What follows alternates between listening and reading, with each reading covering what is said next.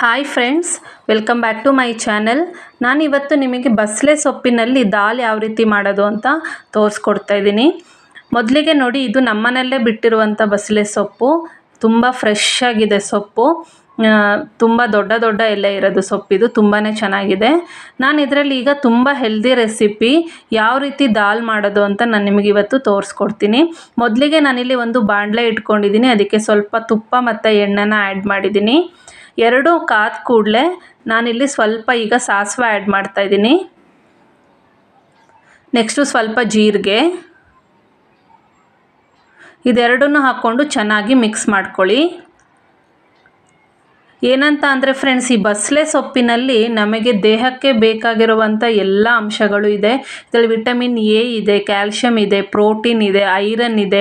ಮತ್ತು ಏನಂದರೆ ಇದು ನಮ್ಮ ಬಾಡಿಗೆ ತುಂಬ ತಂಪು. ಬಸಳೆ ಸೊಪ್ಪು ಯಾರಿಗೆ ತುಂಬ ಎಕ್ಸೆಸ್ ಆಫ್ ಹೀಟ್ ಆಗಿರುತ್ತೆ ಅವರು ಬಸಳೆ ಸೊಪ್ಪನ್ನು ತಿಂದರೆ ಅವರಿಗೆ ದೇಹದಲ್ಲಿರುವ ಉಷ್ಣತೆ ಕಡಿಮೆ ಆಗುತ್ತೆ.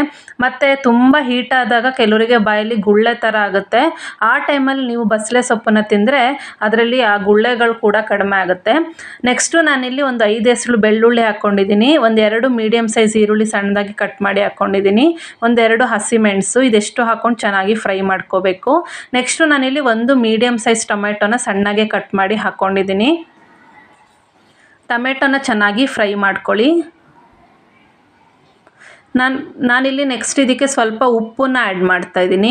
ಉಪ್ಪನ್ನು ಯಾಕೆ ಆ್ಯಡ್ ಮಾಡ್ತಾಯಿದ್ದೀನಿ ಅಂದರೆ ಟೊಮೆಟೊ ಉಪ್ಪು ಹಾಕಿದರೆ ಸಾಫ್ಟ್ ಆಗುತ್ತೆ.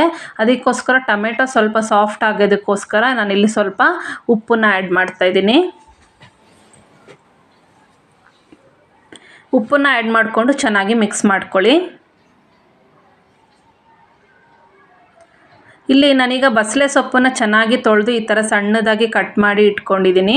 ಇದನ್ನು ಹಾಕ್ಕೊಂಡು ನೀವು ಚೆನ್ನಾಗಿ ಮಿಕ್ಸ್ ಮಾಡ್ಕೋಬೇಕು. ಇದಕ್ಕೆ ನೀವು ಮತ್ತೆ ಎಕ್ಸ್ಟ್ರಾ ನೀರು ಹಾಕುವಂಥ ಅವಶ್ಯಕತೆ ಇಲ್ಲ. ಯಾಕೆಂದರೆ ಸೊಪ್ಪು ಬೇಯಬೇಕಾದ್ರೆ ನಿಮಗೆ ಅದರಲ್ಲಿರೋ ನೀರಿನ ಅಂಶ ಅಷ್ಟು ಬಿಟ್ಕೊಳ್ಳುತ್ತೆ. ಹಾಗಾಗಿ ನೀವು ಮತ್ತೆ ಎಕ್ಸ್ಟ್ರಾ ನೀರು ಹಾಕ್ಕೊಳ್ಳೋದು ಬೇಡ. ಎಣ್ಣೆಲೇ ಚೆನ್ನಾಗಿ ಸೊಪ್ಪನ್ನು ಫ್ರೈ ಮಾಡಿಕೊಂಡ್ರೆ ಸಾಕು. ನೋಡಿ, ಈ ಥರ ಚೆನ್ನಾಗಿ ಫ್ರೈ ಆದ ಕೂಡಲೇ ನಾನಿಲ್ಲಿ ಒಂದು ಲಿಡ್ನ ಮುಚ್ಚಿ ಒಂದು 2 ನಿಮಿಷ ಇದನ್ನು ಸೊಪ್ಪನ್ನು ಬೇಯಿಸ್ಕೊತೀನಿ. ಇದು ಬೇಗ ಬೆಂದೋಗುತ್ತೆ ಸೊಪ್ಪು. ನೋಡಿ ಎಷ್ಟು ಚೆನ್ನಾಗಿ ಬೆಂದಿದೆ ಅಂತ. ನೆಕ್ಸ್ಟು ನಾನಿಲ್ಲಿ ಸೊಪ್ಪೆಲ್ಲ ಚೆನ್ನಾಗಿ ಬೆಂದ ಕೂಡಲೇ ನಾನಿಲ್ಲಿ ಹೆಸರು ಬೇಳೆನ ಕೂಗಿಸಿ ಇಟ್ಕೊಂಡಿದ್ದೆ, ಚೆನ್ನಾಗಿ ಬೆಂದಿದೆ. ನೀವು ಯಾವುದೇ ಅಡುಗೆ ಮಾಡ್ಬೇಕಾದ್ರೆ ಬೇಳೆ 5 ನಿಮಿಷ ಅಥವಾ ಅರ್ಧ ಗಂಟೆ ಮುಂಚೆ ನೀವು ಆ ಬೇಳೆನ ನೆನೆಸಿಟ್ಟು ಮಾಡಿದರೆ ನಿಮಗೆ ಗ್ಯಾಸ್ಟ್ರಿಕ್ ಸಮಸ್ಯೆ ಬರೋದಿಲ್ಲ. ಅದರಿಂದ ಬೇಳೆ ಕೂಡ ನಿಮಗೆ ಚೆನ್ನಾಗಿ ಬೇಯುತ್ತೆ. ನೆಕ್ಸ್ಟು ನಾನಿಲ್ಲಿ ಖಾರಕ್ಕೆ ಸ್ವಲ್ಪ ಚಿಲ್ಲಿ ಪೌಡರ್ನ ಆ್ಯಡ್ ಮಾಡ್ಕೊತಾ ಇದ್ದೀನಿ. ಆಮೇಲೆ ಸ್ವಲ್ಪ ಗರಂ ಮಸಾಲ, ಇದೆರಡನ್ನೂ ಹಾಕ್ಕೊಂಡು ಚೆನ್ನಾಗಿ ಮಿಕ್ಸ್ ಮಾಡ್ಕೋಬೇಕು. ಈಗ ನಾನು ಗರಂ ಮಸಾಲ ಹಾಕ್ಕೋತಾ ಇದ್ದೀನಿ. ಇದಿಷ್ಟು ಹಾಕ್ಕೊಂಡು ಚೆನ್ನಾಗಿ ಬೇಯಿಸ್ಕೊಳ್ಳಿ.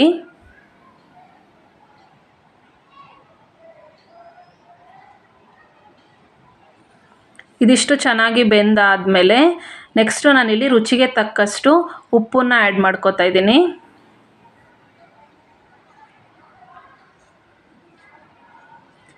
ಉಪ್ಪನ್ನು ಆ್ಯಡ್ ಮಾಡಿಕೊಂಡು ಚೆನ್ನಾಗಿ ಮಿಕ್ಸ್ ಮಾಡಿಕೊಂಡು, ಇದು ಆರೋಗ್ಯಕ್ಕೆ ತುಂಬಾ ಒಳ್ಳೆಯದು. ಅಟ್ಲೀಸ್ಟ್ ನೀವು ವಾರಕ್ಕೆ ಒಂದು ಸರಿ ಆದರೂ ಬಸಳೆ ಸೊಪ್ಪನ್ನು ಯೂಸ್ ಮಾಡೋದ್ರಿಂದ ನಮಗೆ ದೇಹಕ್ಕೆ ಬೇಕಾಗಿರುವಂಥ ಎಲ್ಲ ಕ್ಯಾಲ್ಶಿಯಮು, ಪ್ರೋಟೀನು, ವಿಟಮಿನ್ನು, ಐರನ್ನು ಎಲ್ಲ ಕೂಡ ನಿಮಗೆ ಇದರಲ್ಲಿ ಸಿಗುತ್ತೆ.